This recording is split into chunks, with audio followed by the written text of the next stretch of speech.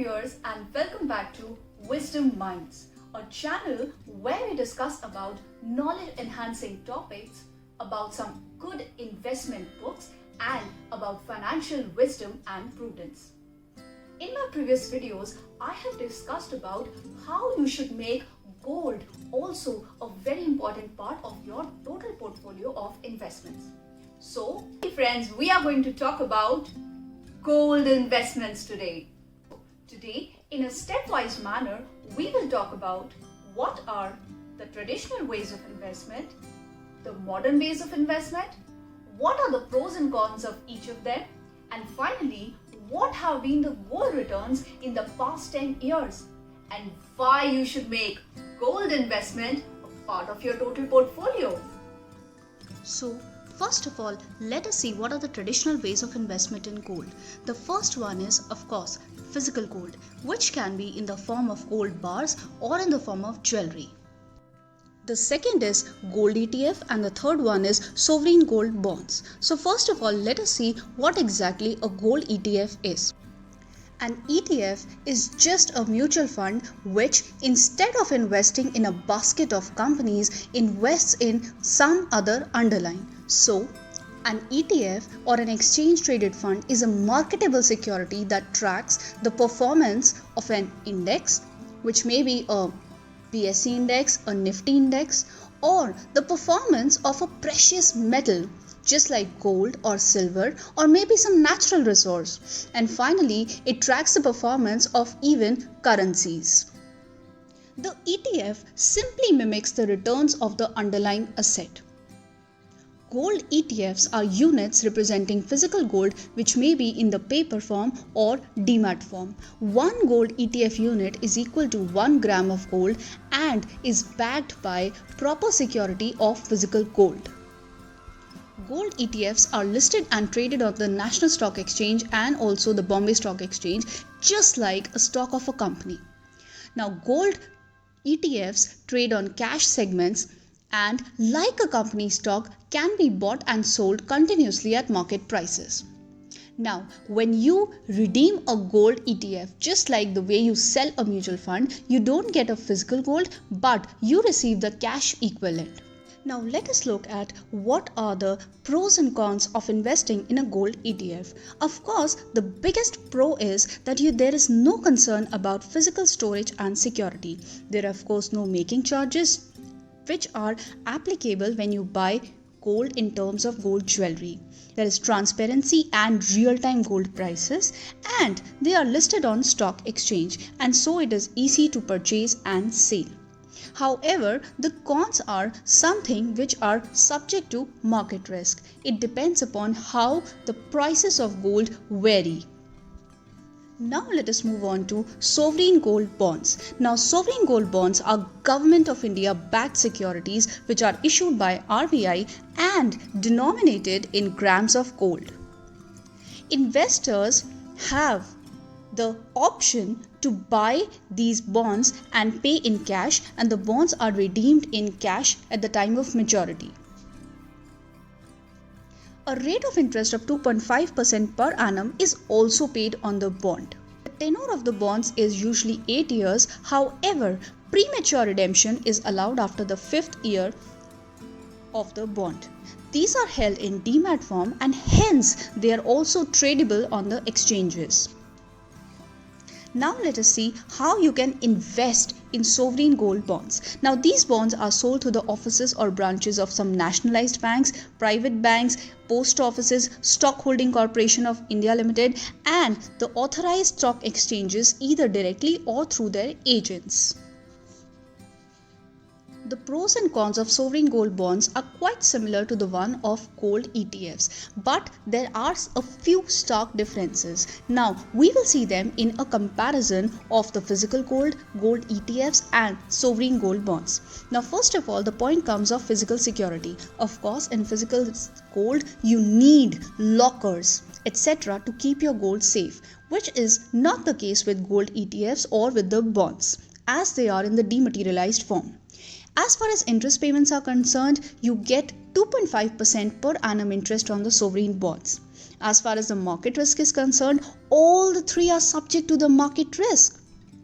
Making or fund charges are applicable in case of physical gold and in case of gold ETF respectively. However, as far as lock-in period is concerned, there is no lock-in period required for physical gold or gold ETFs, but it is applicable in case of bonds, which is a minimum of 5 years. Price variability, as we all know, that physical gold has different prices in different parts of the country. However, the ETF and the bonds trade at same price all over the country. Now, let us talk about some interesting aspects of modern ways of investment, which is in form of digital gold or shortly called digi gold. Now, this is offered by vendors such as MMTC PAMP India Private Limited and Digital Gold India Private Limited. These can be bought from banks, brokerage houses, fintech companies. You can see from where you can buy digital gold. Now, the rate is based on international prices of gold and the USD INR exchange rate along with the customs duty that is currently applicable. Now, moving on. You buy the gold at the current rates and make payment through online mode. Physical gold is then stored in the wallets that are tagged in your name with the issuer. Thus, you do not have to worry about storing of gold. Whenever you want to redeem it, you can sell it back to the vendor at the current market prices and get the cash equivalent, or you can also take the delivery of gold, that is the physical gold, which is a very good option available in case of digi gold. Pros of investing in digi gold, as this option looks quite attractive. Now, the pros are that your quality of gold is guaranteed by the trustee that is appointed by the vendors. Also, there is an insurance against the gold that is being held in your name, and your gold is insured against any losses. The third very important aspect is that you can redeem it in cash or in physical gold, whatever you like. Now, this option is not available in traditional ways of investment, as I said earlier. This might look quite an attractive source of investment. However, it is important that we also consider the cons in this case. The biggest con here is that there is no specific regulatory mechanism. Now, DigiGold is neither covered under the regulations of SEBI nor of RBI. Hence, if anything goes wrong, the only person whom you can rely on is the trustee. There is no other mechanism, regulatory authority to whom you can go for any recourse. Now, let us talk about what are the returns that you get when you invest in gold.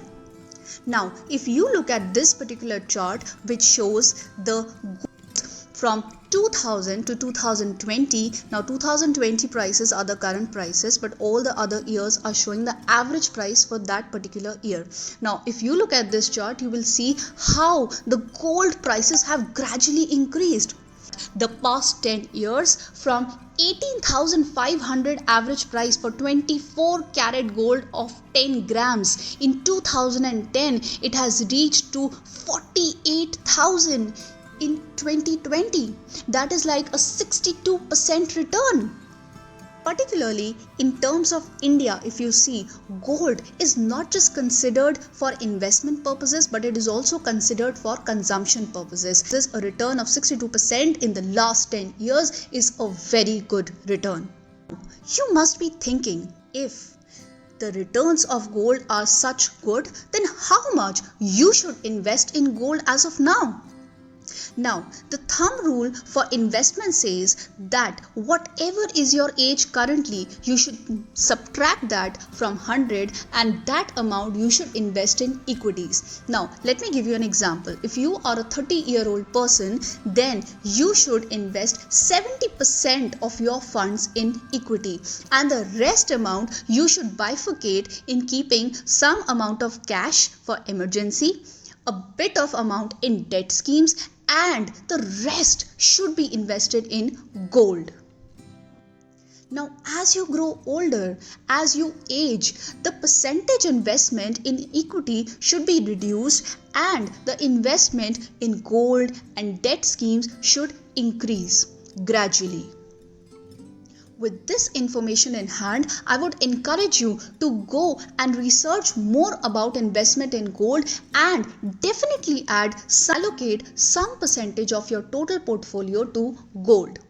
If you found this video to be helpful, please do like, share and subscribe to my channel Wisdom Minds.